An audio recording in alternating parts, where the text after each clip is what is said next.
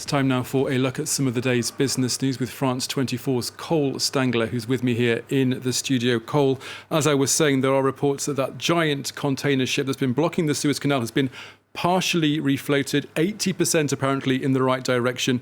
And that's good news for the global shipping industry. Yeah, that's right, Thomas. The vessel's still blocking the canal at the moment. Our latest developments, though, welcome news for shippers. The cargo ship, known as the Ever Given, has been grounded since last Tuesday, creating a very expensive traffic jam in Egypt's Suez Canal. Let's give you a reminder of just how important that traffic jam is. Around 12% of global trade passes through the canal every day. A flow of goods that's been ground to a halt. Over 300 ships have been stalled at entrances to the canal, carrying anywhere from $6 to $10 billion worth of cargo. According to German insurer Allianz, each week of the blockage could shave up to 0.4 percentage points off of annual trade growth. That's why so many are following this so closely, hoping the waterway will soon be reopened. Let's take a look now at how markets are faring to kick off the week. European markets in positive territory to start the day. Some slight gains on the CAC 40 here in Paris, up around 0.25%. Air France shares, you can see there the CAC 40 with some gains, also on the DAX. And in the FTSE, Air France shares up 1.3%. That's after Finance Minister Bruno Le Maire said France and the EU are close to a bailout deal for the company.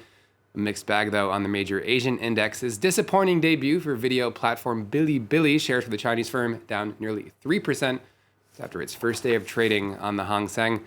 Oil prices, meanwhile, with some losses, as you can see there. International benchmark Brent crude trading just over $63 a barrel. Traders closely monitoring efforts to get traffic moving in the Suez Canal.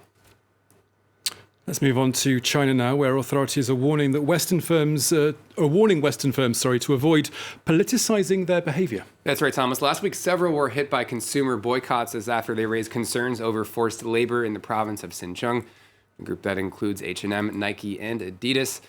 Today, a regional government spokesman dug into the firms, saying they should be careful about their decisions. He said they should question governments that impose sanctions over human rights abuses.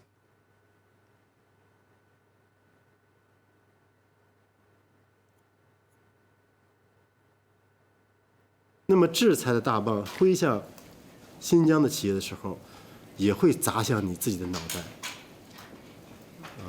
这就是一个你中有我，我中有你，与荣俱荣，与损俱损的关系。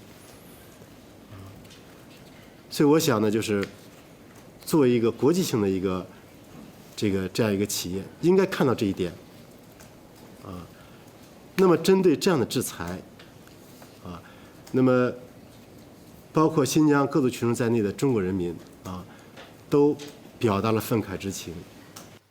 Well, staying with the business news, a high-stakes union election is coming to a close in the United States. It could take anywhere from days to weeks for the results to be tallied, but today is the final day of the vote in an Amazon warehouse in Alabama. If the majority votes yes, it'll be the first Amazon site to be unionized in the United States.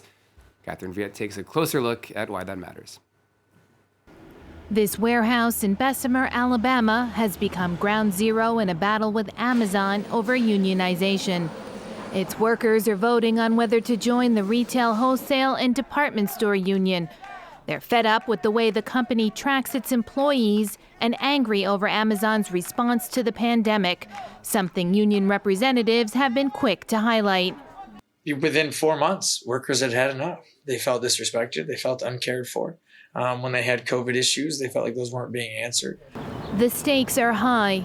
If the union organizers are successful, labor experts say it could start a chain reaction, leading to similar efforts at Amazon facilities across the country. And engaging in collective bargaining could have a major impact on wages and working conditions at the company's warehouses. While the tech giant regularly negotiates with unions in Europe, it currently has no such obligations in the U.S. Instead, Amazon has aggressively pushed back against the union drive in Alabama, arguing its starting wage of $15 an hour is already more than twice the federal minimum wage, and union dues would cost workers more money. This comes as the company's bottom line has seen a record boost thanks to the pandemic.